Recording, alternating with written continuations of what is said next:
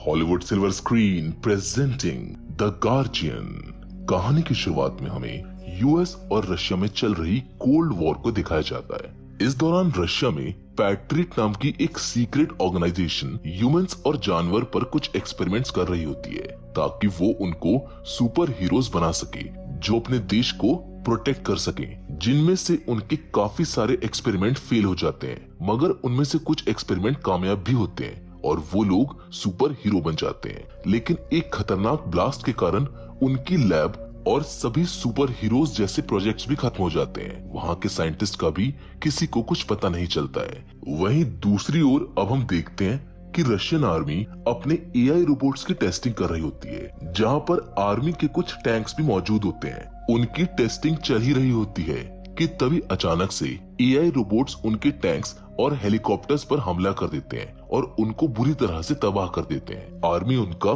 कुछ भी बिगाड़ नहीं पाती है। एआई रोबोट्स वहां मौजूद सभी आर्मी व्हीकल्स को तबाह कर देते हैं और टेस्टिंग करा रहे आर्मी ऑफिसर्स और टेक्नीशियंस को भी मार देते हैं। अब इस हादसे के बाद हम डॉक्टर एवगस्ट को देखते हैं, जो कि पैट्रियट के एक साइंटिस्ट थे, मगर अब उन्होंने खुद पर एक्सपेरिमेंट करके खुद को एक साइबोर्ग में बदल लिया है और अब वो अपनी पावर से मशीनों को भी कंट्रोल कर सकता है। और इन रोबोट्स को डॉक्टर एवगस्ट ने कंट्रोल करके यहाँ हमला किया है, जिसके बाद डॉक्टर एवगस्ट सारे एआई रोबोट्स को अपने साथ ले जाता है। जिसके बाद अब हमें मिनिस्ट्री ऑफ डिफेंस में मेजर जनरल निकोलाई को दिखाया जाता है, जिन्होंने इस हादसे में जुड़ी जानकारी से रिलेटेड एक मीटिंग बुलाई होती है, जिसमें मेजर निकोलाई बताते हैं कि सन 1940 में डॉक्टर एवगस्ट पैट्रियट के टेक्निकल डिपार्टमेंट में हेड हुआ करते थे। एवगस्ट मॉडल 1 नाम के एक प्रोजेक्ट पर काम कर रहे थे, जिसमें एक रिमोट की मदद से किसी भी इलेक्ट्रिक चीज को कंट्रोल किया जा सकता था। उनका ये एक्सपेरिमेंट फेल हो जाता है, जिस वजह से उनके प्रोजेक्ट को बंद कर दिया जाता है। यही कारण था कि डॉक्टर एवगस्ट धीरे धीरे पैट्रियट के हेड प्रोफेसर विक्टर से जलने लगे थे, क्योंकि वो ह्यूमन को सुपर हीरो बनाने वाले प्रोजेक्ट पर काम कर रहे थे। इसी वजह से डॉक्टर एवगस्ट ने अपने एक्सपेरिमेंट के लिए विक्टर की रिसर्च को चुराने का सोचा और इसी बीच काफी लोग मारे गए और इसी वजह से डॉक्टर एवगस्ट को जेल भी हो गई। मगर जेल भी उसे ज्यादा समय रोक नहीं पाई और कुछ समय बाद वो किसी तरह से जेल से भाग निकला और अपनी लैब में जाकर छुप गया, जिसके बाद मिलिट्री उसकी लैब में उसको ढूंढने जाती है। मगर डॉक्टर एवगस्ट को ये पहले से ही पता था कि मिलिट्री उसकी छानबीन करने लैब जरूर आएगी, इसलिए उसने वहां पर पहले ही एक बॉम्ब प्लांट कर दिया था। जब मिलिट्री वहां पहुंचती है तो बॉम्ब फट जाता है और सभी लोग मारे जाते हैं। लैब भी पूरी तरह से डिस्ट्रॉय हो जाती है, जिसकी वजह से मिलिट्री ऑफ डिफेंस को लगता है कि शायद डॉक्टर एवगस्ट भी इस एक्सप्लोजन में मारा गया, मगर वो किसी तरह से बच जाता है। और सिर्फ इतना ही नहीं, इस एक्सप्लोजन से निकले केमिकल्स ने उसके शरीर को पूरी तरह से बदल दिया था, जिसके बाद डॉक्टर एवगस्ट ने खुद को एक साइबोर्ग में बदल लिया। अब मिलिट्री ऑफ डिफेंस उन सुपर हीरोज को ढूंढने का फैसला करती है जो कि डॉक्टर एवगस्ट के एक्सपेरिमेंट से बने थे, ताकि वो उन सुपर हीरोज की मदद से डॉक्टर एवगस्ट को हरा सके। वहीं दूसरी ओर हम एवगस्ट को देखते हैं, जो कि मिलिट्री व्हीकल और इक्विपमेंट्स चुरा रहा होता है। वहीं मीटिंग खत्म होने के बाद military of defence secret organisation patriot को दोबारा से ओपन करने का फैसला लेती है, जिसका हेड मेजर एलिना लेरिना को बनाया जाता है। जिसके बाद मेजर एलेना अपनी टीम को सुपर हीरोज को ढूंढने के काम पर लगा देती है, जिस मिशन को गार्डियंस का नाम दिया जाता है। अब टीम को थोड़ी रिसर्च के बाद सुपर हीरोज की लोकेशंस का पता चल जाता है, जिसके बाद मिलिट्री को उन्हें ढूंढने के लिए भेज दिया जाता है, जहां वो सबसे पहले लेर नाम के सुपर हीरो को ढूंढ लेते हैं, जो कि आर्मेनिया के किसी एक टेम्पल में होता है, जो कि अब एक सन्यासी बन चुका था। मेजर एलेना वहां आकर उससे बात करती है और वो उसे पैट्रियट प्रोजेक्ट में वापस आने के लिए कहती है, मगर लेर उसको पैट्रियट प्रोजेक्ट के लिए काम करने से मना कर देता है और अपनी पावर से वहां पड़े स्टोन्स को हवा में उड़ा देता है। मगर जब एलेना लेर को डॉक्टर एवगस्ट और हाल ही में मिलिट्री ट्रेनिंग बेस पर हुए हमले के बारे में बताती है, तो वो प्रोजेक्ट में काम करने के लिए मान जाता है, क्योंकि वो डॉक्टर एवगस्ट से बदला लेना चाहता है। जिसके बाद हम खान नाम के एक सुपर हीरो को देखते हैं, जिस पर कुछ एजेंट्स अपनी कार से हमला कर रहे होते हैं, मगर खान के पास स्पीड और सुपर ब्लेड्स की पावर्स होती है। वो उन एजेंट्स की कार्स को बीच में से ही काट देता है और उन सभी को मार डालता है, जिसके बाद वो लर को वहाँ पर खड़े हुए देखता है। लर उसको अपने साथ डॉक्टर एवगस से बदला लेने के लिए आने को कहता है। जिसके दूसरी ओर हमें साइबेरिया में मिलिट्री को दिखाया जाता है, जो कि तीसरे सुपर हीरो को ढूंढने यहाँ पर आए हुए होते हैं। आर्सेस नाम का ये सुपर हीरो एक अबैंडन्ड कैबिन में रहता है और जैसे ही वो मिलिट्री को देखता है वो अपने बीस्ट रूप में आ जाता है, जो कि एक जानवर जैसा ही दिखता है। आर्सेस मिलिट्री वालों को मारना शुरू करता है, लेकिन तभी उसकी नजर खान और लर पर पड़ती है और वो भी डॉक्टर एवगस से बदला लेने के लिए उनके साथ जाने के लिए मान जाता है। अब आगे चलते हुए हमें मॉस्को में एक सर्कस शो दिखाया जाता है, जहां जीनिया नाम की एक लड़की अपनी परफॉर्मेंस कर रही होती है, जिसमें वो एक पूल में कूदकर गायब हो जाती है। असल में जीनिया के पास पानी में गायब होने की सुपर पावर्स होती हैं। शो खत्म होने के बाद जब जीनिया अपने ड्रेसिंग रूम में होती है तो तभी वहाँ खान आ जाता है, जिसको अचानक से देखकर जीनिया उस पर हमला कर देती है। खान जीनिया से बचने के लिए अपनी स्पीड का इस्तेमाल करके उससे दूर जाकर खड़ा हो जाता है। वो उसको बताता है कि हम दोस्त हैं, मगर जीनिया उसकी ना सुनते हुए उस पर फिर से हमला कर देती है। लेकिन तभी लर वहाँ आता है। जीनिया उससे भी फाइट करने लगती है, लेकिन लर उसको हरा देता है। जिसके बाद वहाँ पर आर्सेस आता है। आर्सेस वहाँ आकर जीनिया को बताता है कि सुपर पावर्स की वजह से हम सभी अभी तक यंग हैं। 40 साल हो गए हैं, मगर आज भी हमारी उम्र उतनी की उतनी ही है। आर्सेस जीनिया से ये भी कहता है कि जिसने हमें ऐसा बनाया है, अगर तुम भी उससे बदला लेना चाहती हो तो हमारे साथ आ सकती हो। जिसके बाद सभी लोग हेडक्वार्टर में आ जाते हैं, जहां जीनिया उनको बताती है कि उसको सिर्फ सन 1978 तक की मेमोरी याद है और उसको डॉक्टर्स ने श्रीवास्तोपुल के पास देखा था, लेकिन उसको कोई भी पहचान नहीं सका। उसको उसकी रिंग से ही उसका नाम पता चला और डॉक्टर्स ने कहा था कि समय के साथ तुम्हारी याददाश्त वापस आ जाएगी, पर अभी तक उसकी याददाश्त वापस नहीं आई है और उसकी उम्र ना बढ़ने की वजह से उसको काफी दिक्कतें आई हैं। उसको कई बार अपनी लोकेशंस बदलनी पड़ती है ताकि वो लोगों की नजरों में ना आ सके। जिसके बाद जीनिया अपनी पावर्स के बारे में बताती है कि वो पानी में गायब हो सकती है और किसी भी सिचुएशन के हिसाब से अपनी बॉडी का टेम्परेचर भी बदल सकती है। उनकी बातें चली रही होती हैं कि तभी एलिना की टीम का एक मेंबर वहाँ पर आता है और उनको बताता है कि उन्होंने एक जगह पर डॉक्टर एवगस्ट को ढूंढ लिया है। वो एक जंक यार्ड में है, जिसको वो अपने कमांड सेंटर की तरह इस्तेमाल कर रहा है। ये बात सुनते ही सभी सुपर हीरो जंक यार्ड में पहुंच जाते हैं, जहां बारिश होने लगती है, जिसका फायदा उठाकर जीनिया बारिश में गायब होकर बिना डरे आगे बढ़ने लगती है, जबकि वो चारों लोग अलग होकर डॉक्टर एवगस्ट को ढूंढते हैं। पर इसी बीच हेडक्वार्टर से इन सब का सिग्नल टूट जाता है।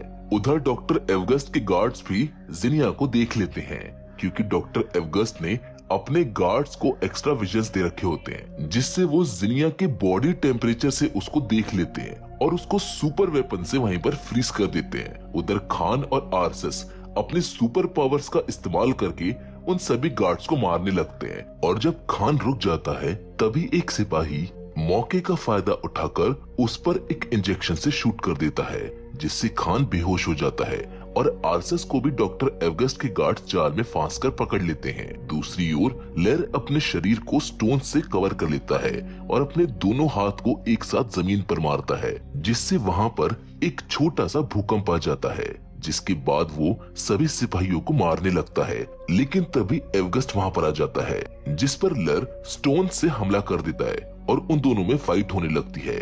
मगर डॉक्टर एवगस्ट को लर के हमलों से कोई फर्क ही नहीं पड़ रहा था। डॉक्टर एवगस्ट लर को बहुत बुरी तरह से मारने लगता है और अपने घुटनों पर रखकर उसकी कमर को तोड़ देता है। लर बहुत बुरी तरह से घायल हो चुका था।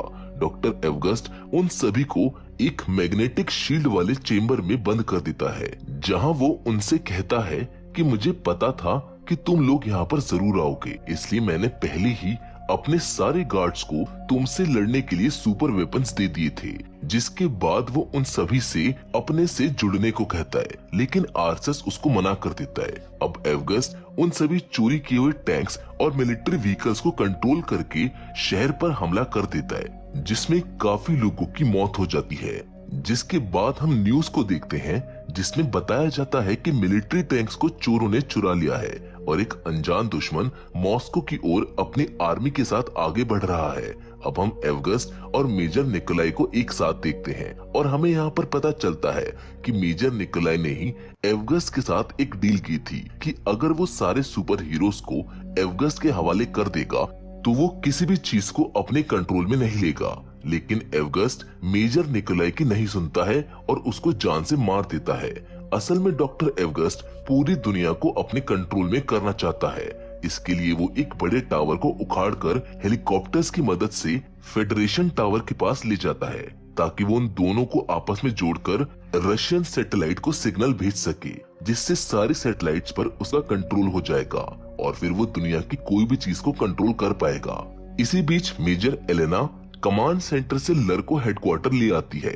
जब लर को होश आता है तो वो मेजर एलेना को बताता है कि जब मैं बेहोश था तब मैं अपनी बेटी को देख रहा था। मैंने अपनी बेटी को बूढ़ा होते और अपनी नजरों के सामने मरते हुए देखा है, क्योंकि सुपर पावर्स होने के कारण उनकी उम्र नहीं बढ़ती है, जिसकी वजह से वो बहुत ज्यादा दुखी था। जिसके थोड़ी देर बाद प्रोफेसर विक्टर मेजर एलेना से मिलने आते हैं और वो बताते हैं कि वो कई सालों से छुपे हुए थे, मगर जब उन्होंने न्यूज में एवगस्ट को देखा तो वो यहाँ पर आ गए, क्योंकि एवगस्ट को हराने के लिए मेजर को विक्टर की मदद जरूर पड़ेगी। वो तुरंत लर को ठीक करना शुरू कर देता है और मेजर एलेना को एवगस्ट की लैब के बारे में बताता है। जिसके बाद मेजर एलेना और उसकी टीम एवगस्ट की लैब जाती है, जहाँ वो सभी गार्ड्स को मारकर गार्डियंस को छुड़ा लेती है।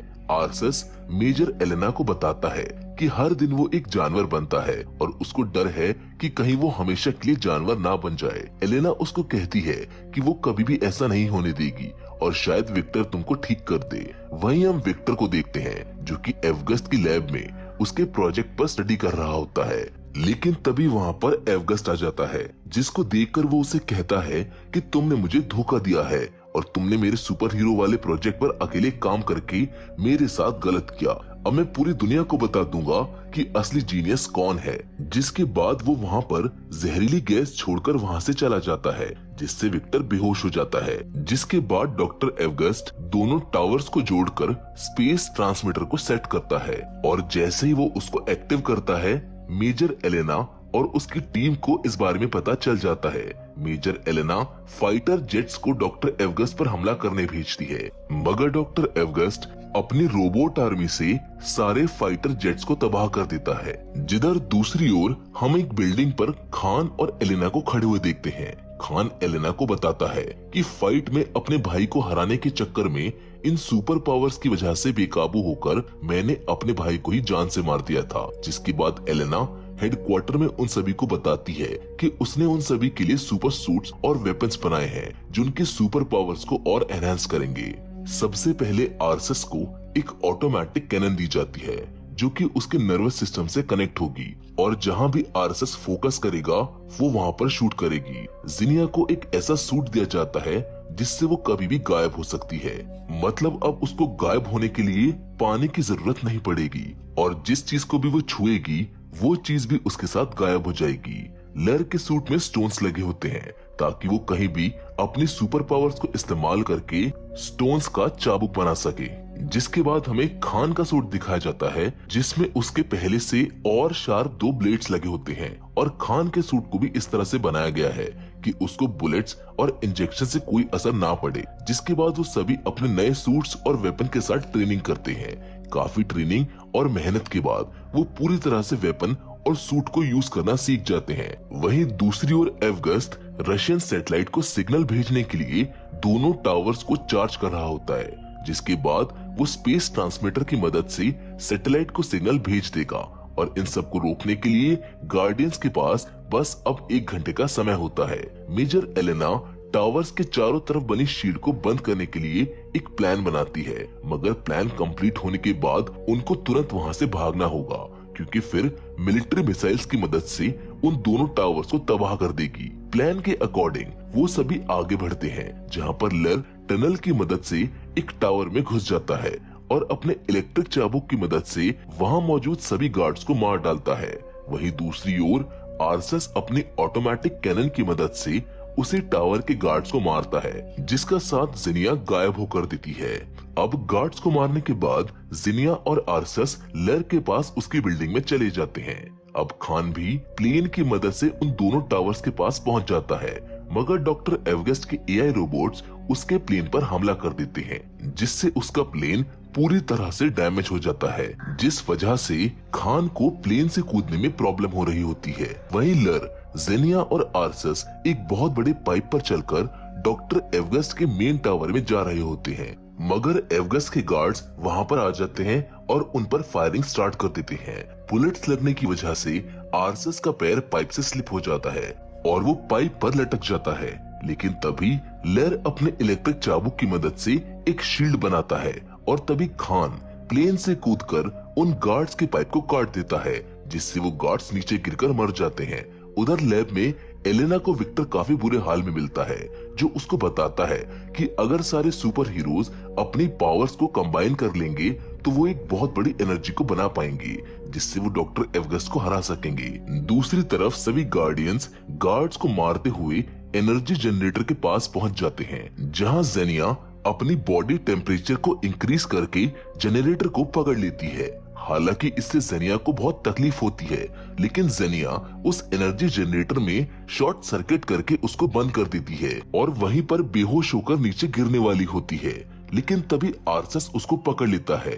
अब जनरेटर के बंद होने से उस टावर से शील्ड हट चुकी है, जिसे देखकर एलेना की टीम बहुत खुश होती है। वो उस टावर पर मिसाइल से हमला करने के लिए बोलती है, मगर एलेना उनसे गार्डियंस के बाहर निकलने तक का समय मांगती है। लेकिन उधर गार्डियंस एवगस्ट से लड़ने चले जाते हैं, जिधर आर्सस उस पर अपने कैनन से फायर करने ही वाला होता है, मगर एवगस्ट उसको कंट्रोल कर उसको बंद कर देता है, जिसके बाद लेर उसको अपने चाबुक से मारने की कोशिश करता है, लेकिन एवगस्ट उसके चाबुक को भी पकड़ लेता है और उसको दूर फेंक कर मारता है।